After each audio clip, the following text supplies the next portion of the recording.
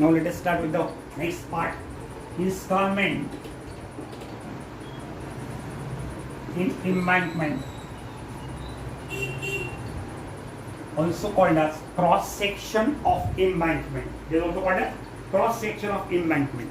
इसमें पहला पॉइंट है स्लोप. स्लोप ये पॉइंट है,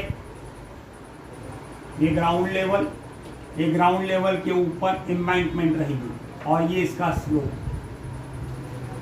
ये जो स्लोप है, slope of the embankment depends upon the quality of the fill material.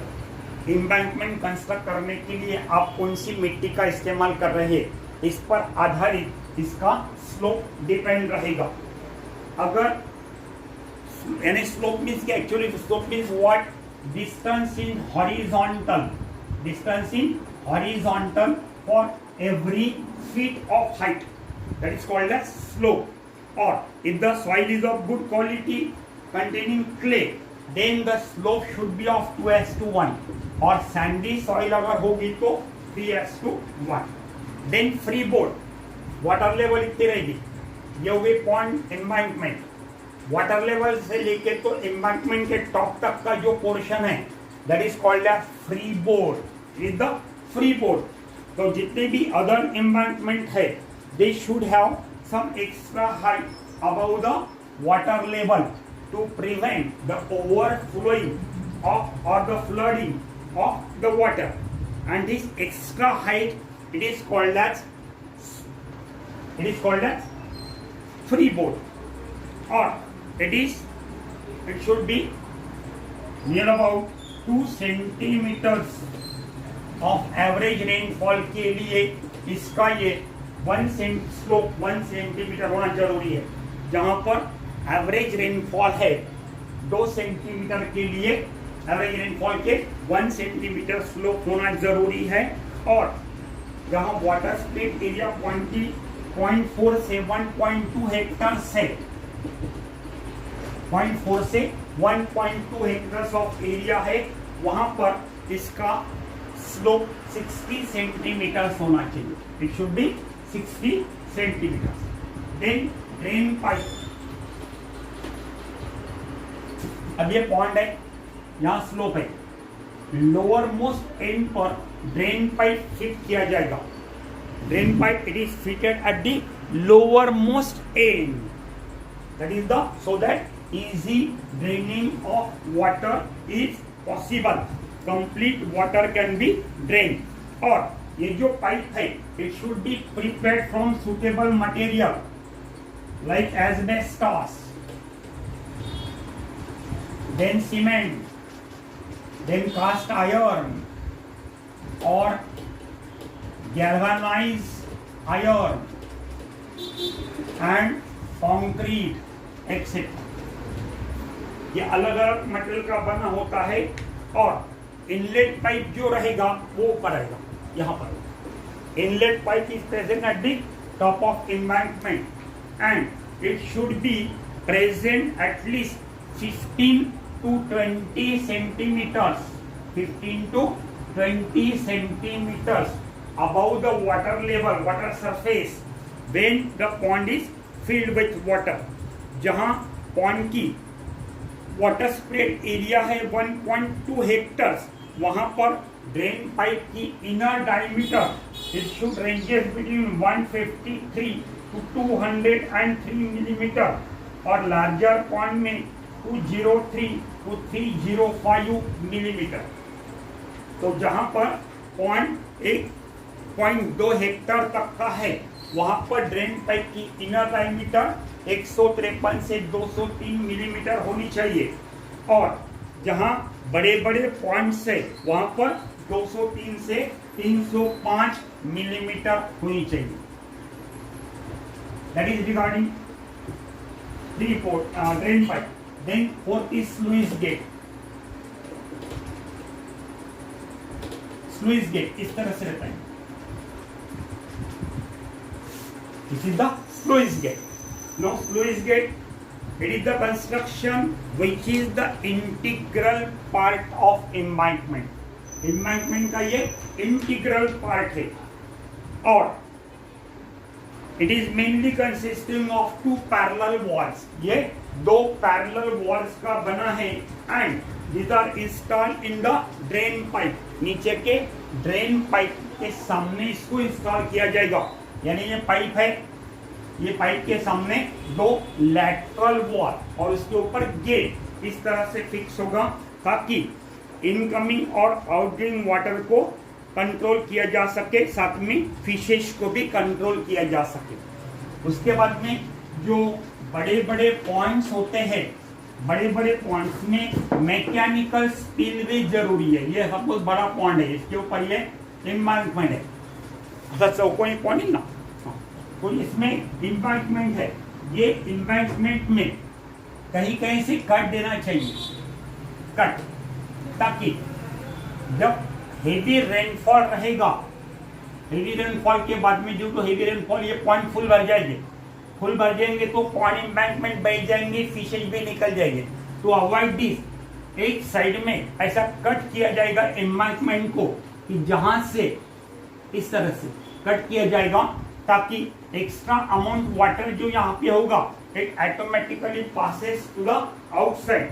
That is the mechanical spillway and it is necessary for the stocking pond with water spread area of near about 4 or more than 4 hectares.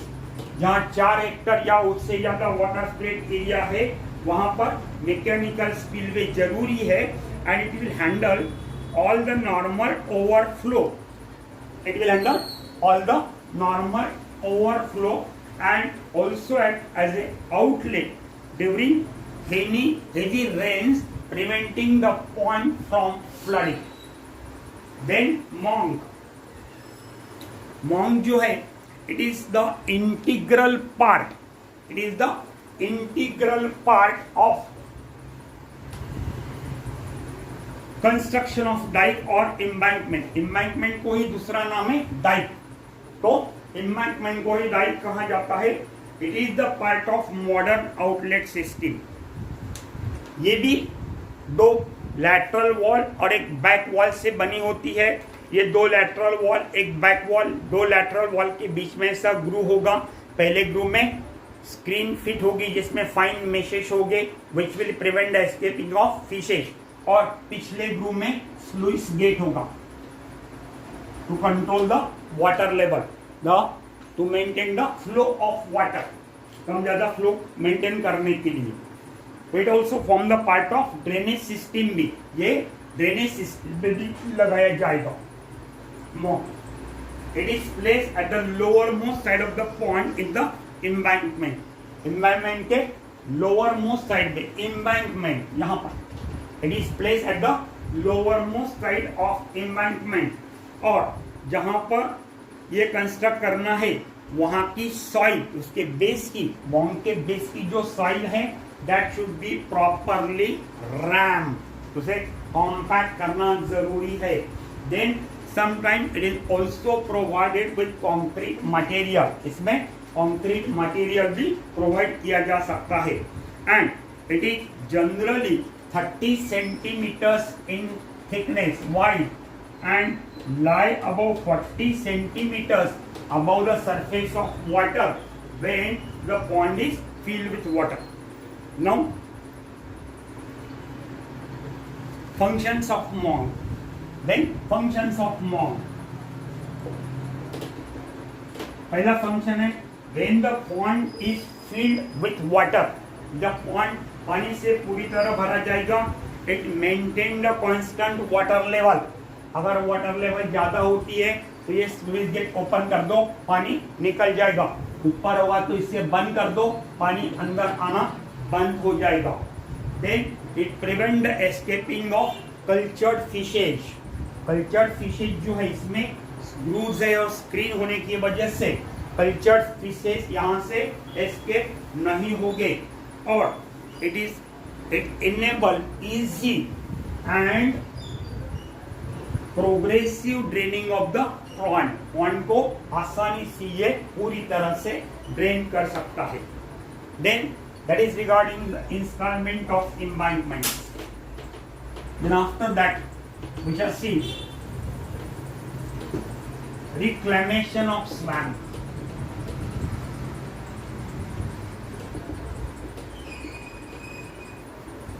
Reclamation of swamp, swamp यानी दलदल जहां पानी इकट्ठा होता है। इसमें 3 process include है, 3 steps में रिक्लेमेशन ऑफ स्वैम्प किया जाता है। दलदल it is converted into fish pond, that is reclamation of swamp. इसमें सबसे पहले किया जाएगा डी वाटरिंग।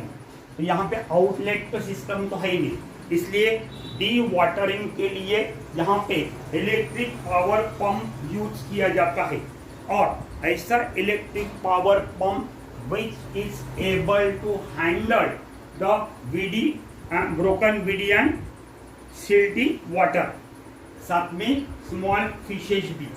और ये जो पाइप है, पाइप की जो इनलेट है जो हम स्वैम्प में डालेंगे, उसके ऊपर एक जाली बिठाई जाएगी। ये जाली की वजह से अंदर पानी के साथ में broken pieces of weeds or fishes they will not enter. Why? Because if they enter they will block the pipe or inlet of the pump. Then दूसरा है irradiation of weeds. Second step dewatering के बाद में irradiation of weeds. अब ये swamp के अंदर जो एक्वाटिक प्लांट्स है उनको निकालना बहुत जरूरी है। उसके पहले डी वाटरिंग किया जाएगा, उसे थोड़ा सूखने दिया जाएगा और सूखने के बाद में then the weeds they are cut and stored into small pots, small plots, छोटे छोटे प्लॉट्स में गंजाच्या गंजाशे तोडून सगळ्या ठेवल्या जातील। and then this plot they are taken to the shore of swamp by using manual labors, or they can be, if there is water, they can be easily removed by netting operation. Then construction of dike, that is construction of embankment। ये जो point होगा उसके ऊपर, point के ऊपर embankment का construction, that is construction of dike।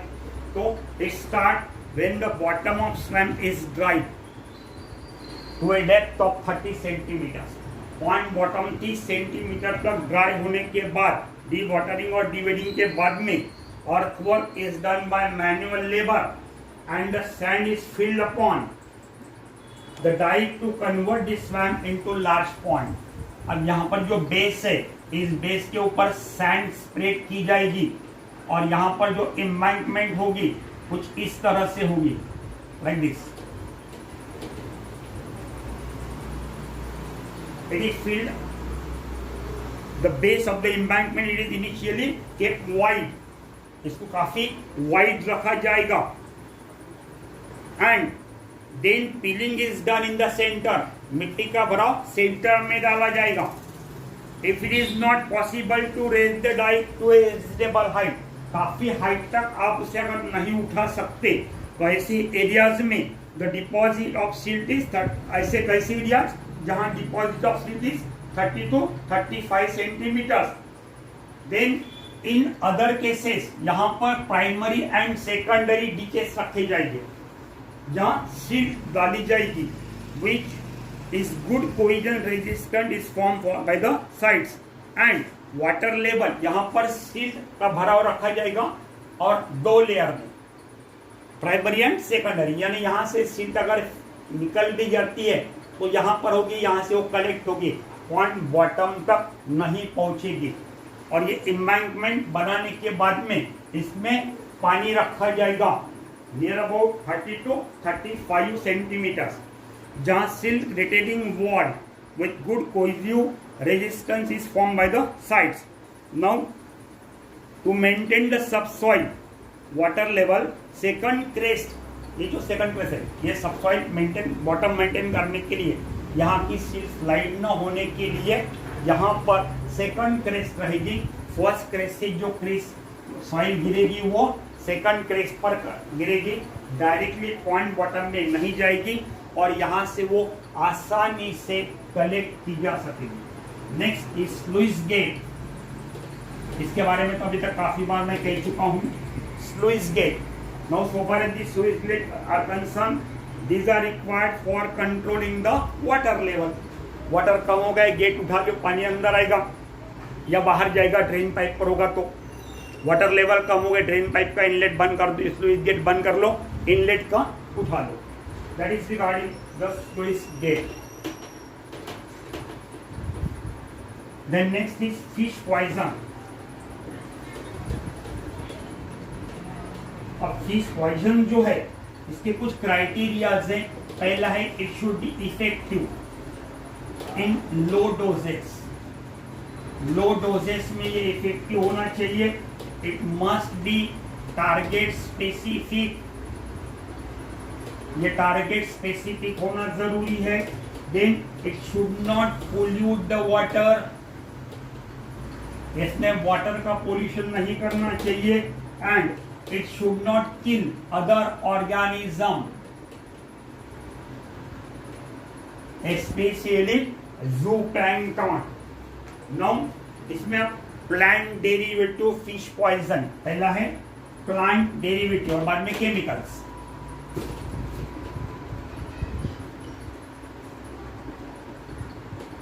इसमें दो है, एक है डेरीज रूट पाउडर और दूसरा है mahua oil cake. Derris root powder and mahua oil cake. पहले वाला derris root powder. Now this derris root powder it is obtained from the species of derris plant. ये जो डेरीज प्लांट है 3 टाइप के हैं. डेरीज अलिग्मोजा, मैंने पिछले बार बताया था. Derris ligensis and derris elliptica. इसके रूट में 5% रोटिनॉन होता है. It contains 5% rotenone. And this 5% rotenone it is a contact poison. ये कॉन्टैक्ट पॉइजन है. It damage the delicate gill membrane of the fishes and the fishes will die due to suffocation. Effective dose जो है इसका it ranges from 4 to 20 ppm. It ranges from 4 to 20 ppm. And required dose, इसका जो required dose है dairies root powder का, it is thoroughly mixed first in the water, then by handy whistle म्हणजे spring pump, उससे water के surface पर spray किया जाएगा. and then the water surface is stirred so that fish poison get dissolved in the water. Then next is mahua oil cake. ये जो महुआ oil cake है, हाँ सॉरी एक मिनट, ये जो डेरीज रूट पाउडर है इसका इफेक्ट पानी में कम से कम 1 महीने तक चलेगा, 1 मंथ तक. इसलिए it should be applied at least 1 month before the anticipated date of stocking of the fishes.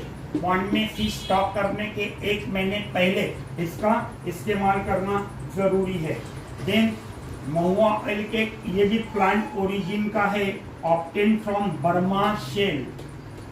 It is obtained from Burma shell and it contains 4 to 6% morphine and saparin. 4 to 6% morphine और saparin ये दो chemicals इसमें हैं. It is a stomach poison. On one side it acts as a stomach poison, on another side it acts as a fertilizer.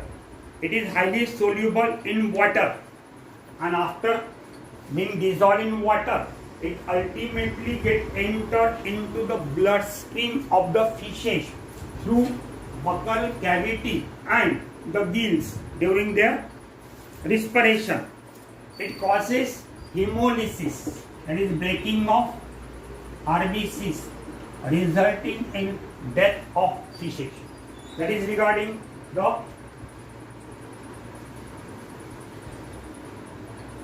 fish poison of plant derivative. अब इसमें सबसे पहले क्या होगा, जैसे कांटेक्ट में आएंगे पॉइजन के, the fishes they becomes unconscious initially, then they lost the balance of their body and then sinks to the bottom of the pond and finally they die. It should be applied at fortnight before the 1 week before इसका effect 1 हफ्ते तक रहेगा, इसलिए जो fish stocking की date होगी, अपनी समय होगा, उसके 1 हफ्ता पहले it should be applied.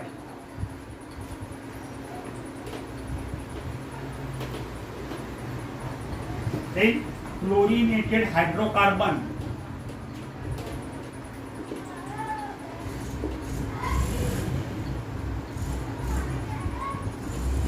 Fluorinated hydrocarbon, इसमें पहला है aldrin. It is soluble in paraffin, ये पैराफिन में सोल्यूबल है, and applied at the rate of 0.2 ppm. It can kill all the fishes. Then second is dieldrine. Dieldrine, it is soluble in inorganic solvent and applied at the rate of 0.01 ppm. Then third is endrine. It is most toxic and soluble in organic solvent. ये organic solvent में soluble है. It can kill the fishes when applied at the rate of 0.001 ppm और nurseries में at the rate of 0.01 ppm. Brooder stocking point में ये apply किया जाता है 0.001 ppm इन नर्सरीज, और बड़े पॉइंट में 0.01 ppm। ये कॉन्सेंट्रेशन में अगर इसको यूज किया, अप्लाई किया, it can kill all the fishes. Then tafarin 20, tafarin 20 जो है इट कंटेन्स 20% एंड्रीन, इसमें 20% एंड्रीन है, and it is obtain from Burma shell just like mahua algae, and it will effectively kill all the fishes when it is applied at the rate of 0.01 ppm. Then last is organophosphate. Organophosphate, इनका जो trade name है वो है नेक्रॉन 100 EC, नेक्रॉन 100 EC, और फॉस्फेमिडॉन,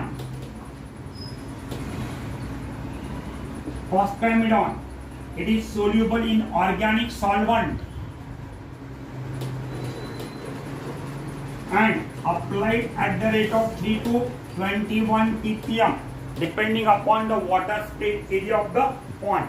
That is regarding the fluorinated hydrocarbons. Then last part of the chapter, mechanical control of building, mechanical method of weed control. Mechanical method of weed control, इसमें पहला है weed cutter. Weed cutter cut करता है। Weed cutter जो है under water weed जो है, under water number of और variety of under water weed cutter they are available in the market under the trade name water bug और boat sweeper. Boat sweeper या water bug, ये traditional name से ये available है। Different types of weed cutters are available. They are mounted on the boats, इनको boat पर रखा जाएगा and they are provided with a strong cutter with cutting bars. Cutting bars इसमें रहेंगे। They are provided with, they are mounted on boats and have strong cutter bar that are incorporated with blades. The bar जो है, this will, the blades they will work on electricity.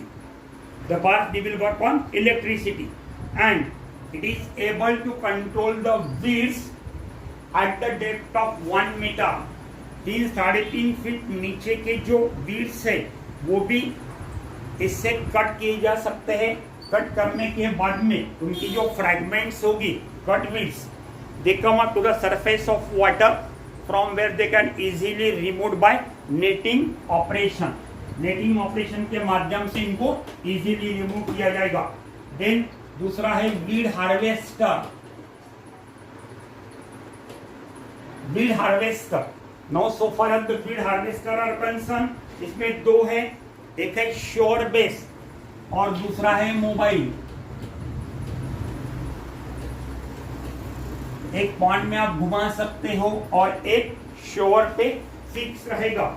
इसमें sure base जो है they are more effective than mobile, shore base they are more effective than mobile and they have engine of 10 to 30 horse power. इनको 10 to 30 horse power का engine it is provided by means of which power is supplied to it. Then they are installed at convenient place along the shore of the pond. Point के margin पर, शोर पर एक ऐसी convenient place ढूंढी जाती है कि जहां से maximum number of weeds will comes into a capture area of this weed harvester. It is available in the market under the trade name My Bowler. My bowler, ये ट्रेड नेम पर ये available है in the market. They will cut the weeds into pieces and this cut pieces of the weeds they are collected by manual labour और by netting operation and then they are push toward the margins of the plant, margins of the pond, or they are placed in the board. Then last is weed harvester combine. It is more and most important, it is more effective than these two. पहले दो के तुलना में तीसरा जो है weed harvester combine, it is modern, it is modern and mobile unit that cut the submerged weeds. ये submerged weeds को आसानी से कट करता है, सिर्फ कट ही नहीं करता है, ये एंगल्फ भी कर लेता है। It engulf the weeds, then it convert it into solid balls and then this solid ball they are placed along the shore by this harvester. तो this are modern mobile unit and that will cut the submerged weeds. They feeds them and transfer them, convert them into dried product, और ये जो dried product है they are then converted into tied ball. Not only submerged weeds, it also feeds on floating weeds. ये floating weeds को भी feed करेगा, remember this. और in this way it is convenient as compare to weed cutter and weed harvester, क्योंकि इसमें fragments of weeds are form which have to be removed by netting operation or by manual labor. यहाँ पर fragments are not formed, therefore no need of